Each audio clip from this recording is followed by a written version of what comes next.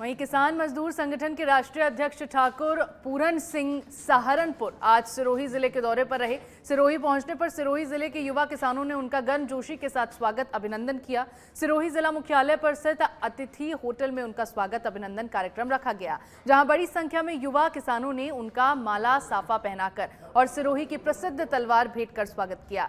इस अवसर पर उन्होंने किसानों को संबोधित करते हुए देश के सभी किसानों से एकजुट होने का आह्वान भी किया।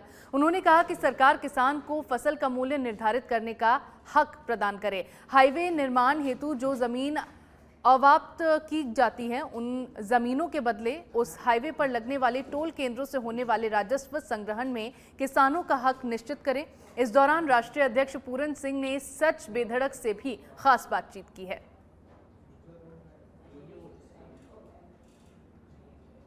आज हमारे साथ है मजदूर किसान जो संघ बना हुआ है, उनके प्रदेश राष्ट्रीय अध्यक्ष जो हैं पूरन सिंह जी सहारनपुर। पूरन सिंह जी, आज आप सिरोही पधारे हैं, क्या उद्देश्य लेके चले थे? देखो, उद्देश्य है किसान, मजदूर और देश की फसलों के सम्मान की लड़ाई। इस देश के 140 करोड़ लोगों का पेट भरने वाला किसान पिछले 75 साल से सड़कों पे है। कभी कहता गेहूं का दाम चाहिए, कभी कहेगा मक्का का दाम चाहिए, कभी कहेगा कि मुझे आलू का दाम चाहिए, कभी कहेगा कपास का दाम चाहिए।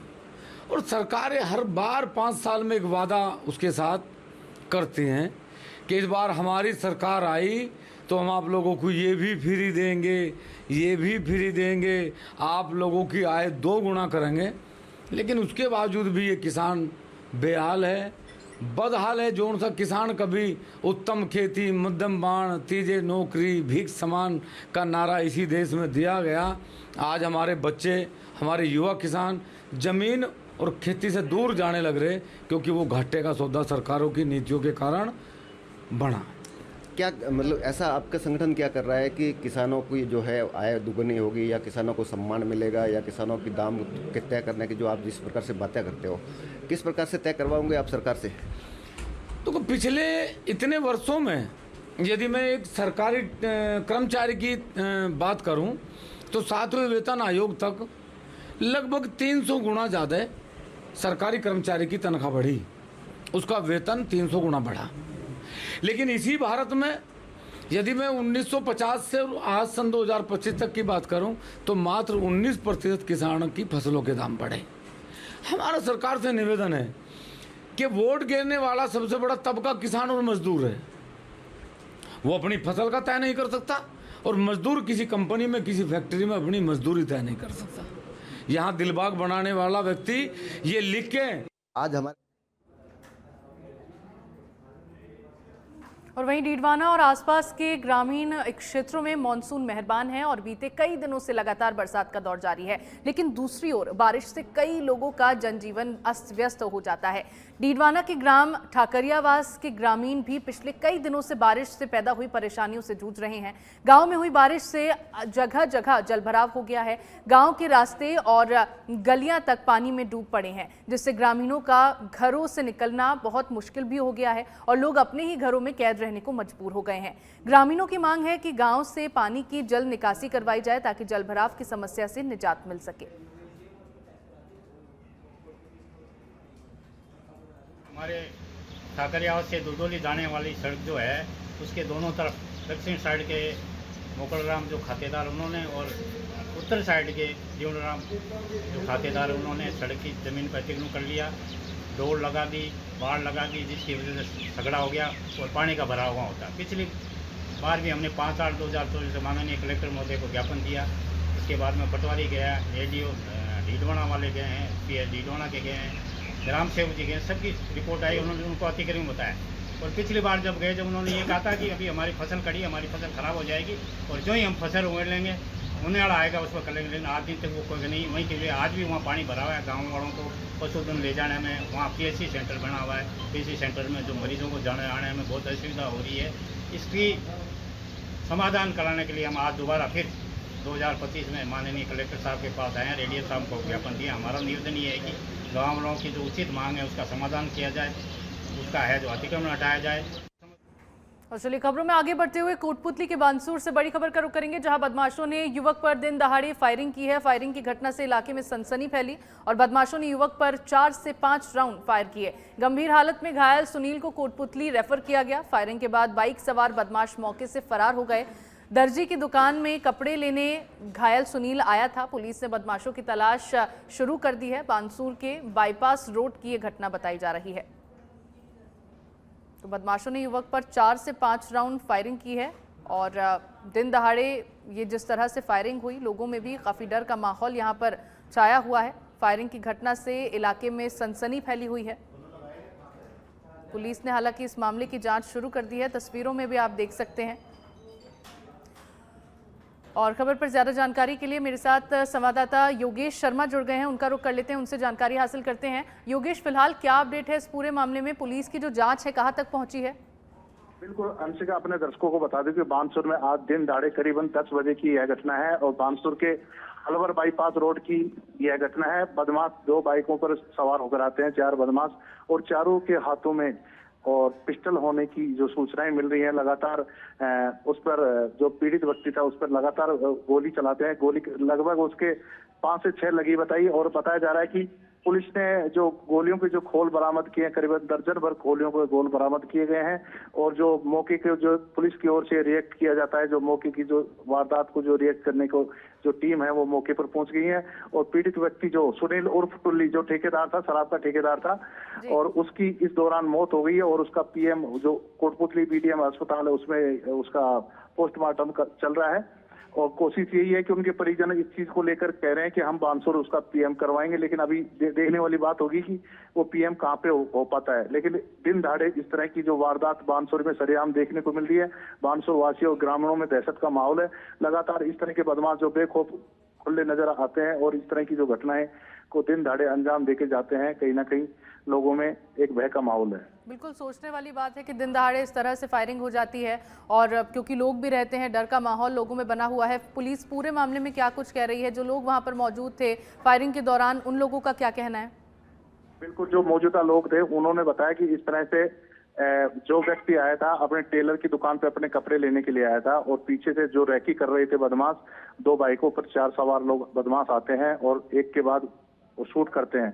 और उसी दौरान यहाँ आसपास जो दुकान वाले थे, यहाँ अफरा तफरी का माहौल हो गया और जाते वक्त भी बदमाशों ने फायरिंग करते हुए, जो बाइकों पे बैठ के निकले हैं वो जाते हुए भी वो बदमाश लगातार फायरिंग करते हुए निकले हैं। और बानसूर डीएसपी दशरथ सिंह, तमाम पुलिस अधिकारी मौके पर मौजूद हैं। और यहाँ जो सीसीटीवी की जो फुटेज है उसकी जो डीवीआर है उसको कब्जे में पुलिस अधिकारी के द्वारा उसको लिया गया है। उसमें देखना होगा कि उसमें कितने लोग आए थे और उनके पास कौन सा हथियार था और इस तरह की जो घटना को अंजाम दिया गया। चलिए ठीक है योगेश, बहुत शुक्रिया आपका तमाम जानकारी साझा करने के लिए। और अब खबर बांसवाड़ा के गढ़ी से है, जहां नगरवासियों ने उपजिला स्वास्थ्य केंद्र चयनित की गई जगह पर ही बनाने की मांग को लेकर गढ़ी उपखंड अधिकारी को मुख्यमंत्री के नाम ज्ञापन सौंपा है। ज्ञापन में बताया गया है कि ये जमीन स्टेट हाईवे पर होने से आवागमन में सुविधा रहेगी। वहीं अगर हॉस्पिटल नगरपालिका एक क्षेत्र में हाईवे पर सड़क की चयनित जगह पर बनता है तो गढ़ी और अर्थूना पंचायत समिति से जुड़े कई गांवों को इसकी सुविधा मिल सकती है। साथ ही ज्ञापन देने आए लोगों ने स्वास्थ्य सुविधा की सौगात के लिए राज्य की भाजपा सरकार का आभार जताया है।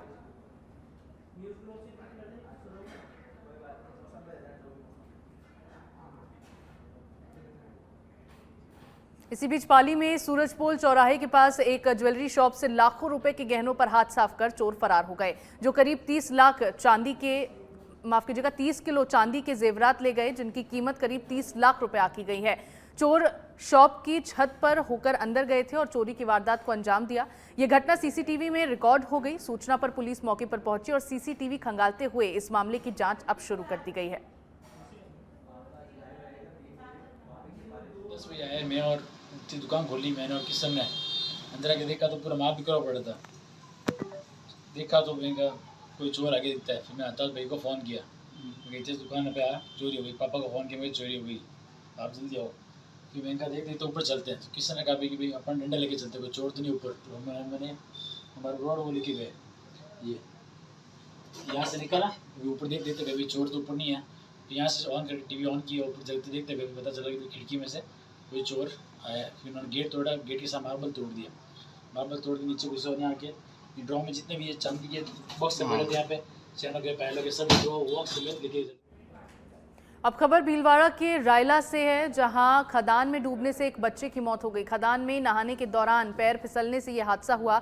लांबिया खुर्द निवासी कालू की मौत हुई है। परिजनों ने ग्रामीणों की सहायता से बाहर शव को निकाला।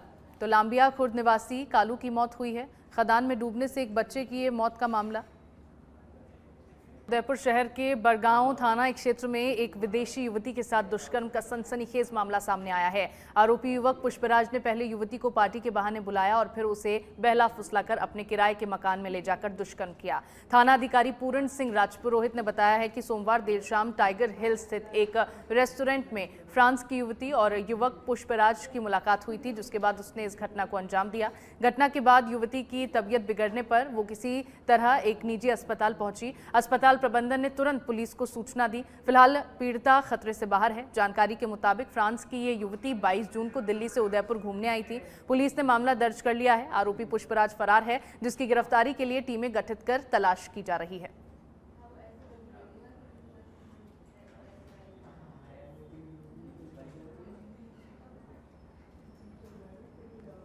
तो बहला फुसलाकर किराए के मकान में ले जाकर दुष्कर्म को अंजाम दिया। बड़गांव थाना क्षेत्र का ये पूरा मामला है। फ्रांस की ये युवती थी, जिसके साथ पुष्पराज नामक युवक ने दुष्कर्म की इस वारदात को अंजाम दिया। दिल्ली से उदयपुर घूमने आई थी फ्रांस की ये युवती और इस शर्मनाक हरकत को पुष्पराज नामक इस युवक की ओर से अंजाम दिया गया। बड़गांव थाना क्षेत्र का ये पूरा मामला बताया जा रहा है। तो उदयपुर शहर के बड़गांव थाना क्षेत्र में एक विदेशी युवती के साथ दुष्कर्म का ये सनसनीखेज मामला सामने आया है। आरोपी युवक पुष्पराज ने पहले युवती को पार्टी के बहाने बुलाया और फिर उसे बहला फुसलाकर अपने किराए के मकान में ले जाकर उसके साथ दुष्कर्म किया। और खबर पर ज्यादा जानकारी के लिए मेरे साथ संवाददाता धीरज रावल उदयपुर से जुड़ गए हैं, उनका रुख कर लेते हैं। धीरज, पूरा मामला क्या कुछ है, थोड़ा विस्तार से बताइए और फिलहाल युवती की क्या हालत है? जी बिल्कुल, ये पूरा घटनाक्रम है जो उदयपुर शहर के बड़गांव थाना क्षेत्र इलाके का है, जहां पर टाइगर हिल स्थित एक कैफे के अंदर जो है ये फ्रांस की महिला आई हुई थी। वहां पार्टी चल रही, पार्टी के दरमियान जो है वो एक युवक जो है वो उसके टेबल पर आता है और उसे उदयपुर शहर घुमाने की बात करते हुए उससे बातचीत करता है और स्मोक के बाहर लेकर जाता है। उस दरमियान जो है वो उदयपुर घुमाने के बहाने उसे वहां से लेकर अपने जो मकान है वहां पर लेकर जाता है और उसके साथ वहां पर जो है वो गलत कार्य करने की कोशिश करता है, जिसका विरोध करने पर उस लड़के द्वारा जो है जबरदस्ती उसके साथ दुष्कर्म किया जाता है। दुष्कर्म करने के बाद लड़का जो है वहां से फरार हो जाता है। फिलहाल जो है वो महिला की तबीयत खराब होने के चलते उसे वो खुद एक प्राइवेट हॉस्पिटल पहुंची, जहां पर उसका इलाज जो है वो वहां पर चल रहा है। लेकिन फिलहाल अगर बात की जाए तो महिला की जो स्थिति है वो एक सामान्य है। उसी के मद्देनजर जो है पुलिस ने इस पर मुकदमा दर्ज करते हुए आरोपी की जो तलाश है वो यहाँ पर शुरू कर दी गई है। पुलिस जो है पूरे मामले की गहनता से जांच कर रही है और पुलिस उस आरोपी को पकड़ने के लिए हर संभव प्रयास कर अपनी जो टीमें हैं वो यहाँ पर गठित की गई है और गठित करने के बाद जो आरोपी है उसकी तलाश जो है वो शुरू कर दी गई है। बिल्कुल धीरज, युवती क्या अकेली थी, कोई साथी युवती के साथ उस वक्त मौजूद नहीं था? और दूसरा, ये मामला बाहर कैसे आया? जी बिल्कुल, अगर बात की जाए तो ये जो लड़की है वो दिल्ली से उदयपुर घूमने के लिए आई थी और फिलहाल जो है वो लड़की यहाँ पर अकेली बताई जा रही है। लेकिन पुलिस जो है वो जांच में जुटी हुई है। पुलिस जांच के बाद ही सामने हो पाएगा कि किसी ग्रुप के साथ लड़की जो है महिला जो वो यहाँ पर उदयपुर घूमने के लिए आई थी या उसके और भी कोई साथी थे। फिलहाल जो है ये मामला जब महिला खुद जो है जो उसकी तबियत खराब होने पर निजी अस्पताल पहुंची और निजी अस्पताल पहुंचने के बाद पूरा मामला जो है वो यहाँ पर सामने आया। पुलिस ने इस पर मुकदमा दर्ज करते हुए आरोपी की जो तलाश है वो शुरू कर दी है। चलिए ठीक है धीरज, आप नजर इस मामले पर बनाए रखिएगा। फिलहाल के लिए बहुत शुक्रिया।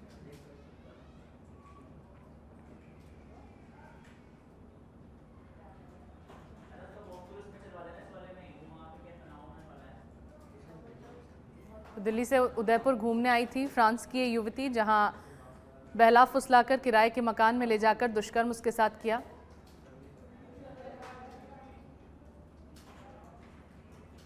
और अब खबर जयपुर के चोमू से है, जिसमें चोमू थाने में पुलिस कर्मियों के लिए स्वास्थ्य जांच शिविर का आयोजन किया गया। एसएचओ प्रदीप शर्मा और सभी पुलिस कर्मियों ने स्वास्थ्य शिविर में मेडिकल चेकअप कराया। वरिष्ठ चिकित्सक अधिकारी अनिल सेन और चिकित्सा टीम ने जांच की। वहीं थाना अधिकारी प्रदीप शर्मा ने चिकित्सा दल का आभार व्यक्त किया और कहा कि इस तरह के शिविरों से पुलिस कर्मियों को स्वस्थ रहने में सहायता मिलेगी।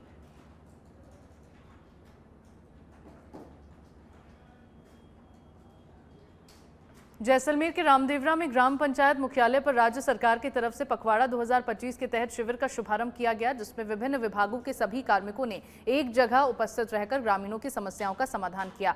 इस अवसर पर उपखंड अधिकारी लाखाराम चौधरी, तहसीलदार सहित सभी विभागों के अधिकारी और कर्मचारी उपस्थित रहे। इस अवसर पर उपखंड अधिकारी लाखाराम चौधरी ने कहा कि लोगों की समस्या का समाधान त्वरित हो।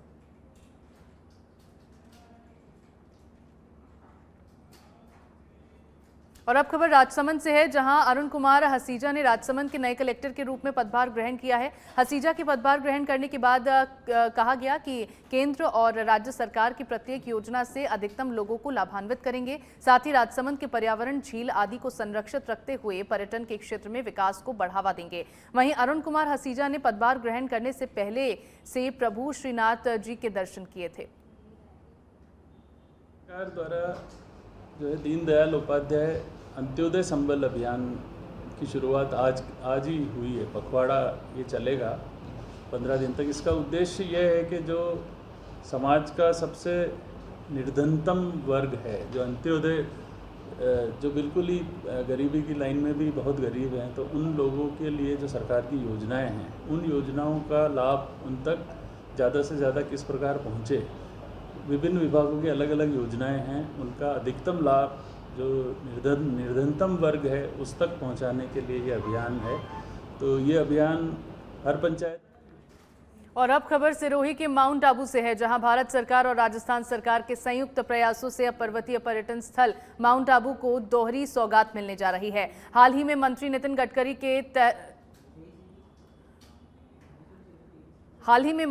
गडकरी ने गुलाबगंज पालड़ी से माउंट आबू तक बनने वाले दूसरे वैकल्पिक मार्ग के लिए 203 करोड़ रुपए की स्वीकृति जारी की है।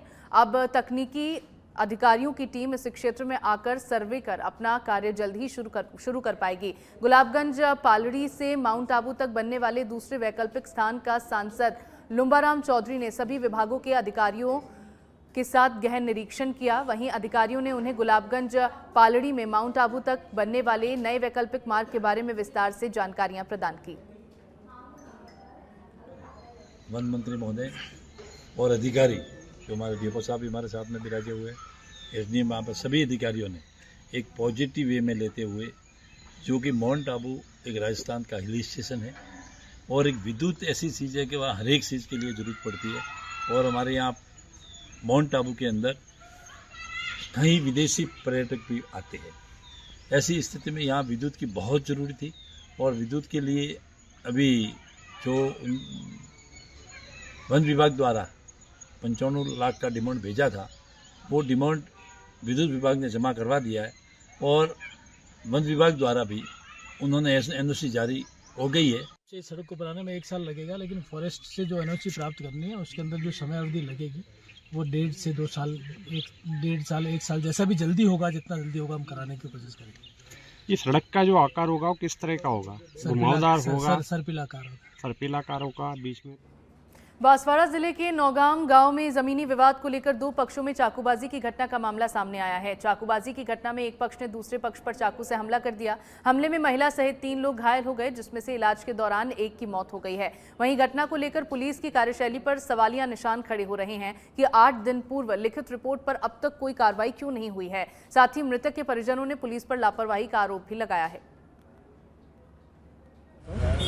चौड़ा तलाई में जहाँ पर एक तरफ 3-4 व्यक्ति थे और एक तरफ 2 व्यक्ति थे, जिनमें झगड़ा हुआ था। इसमें सूचना मिली थी कि कोई चाकूबाजी हो गई है, राजेंद्र के चाकू लगा। आज जानकारी मिली थी कि राजेंद्र की डेथ हो गई है। सर अभी पीएम कार्रवाई चल रही है।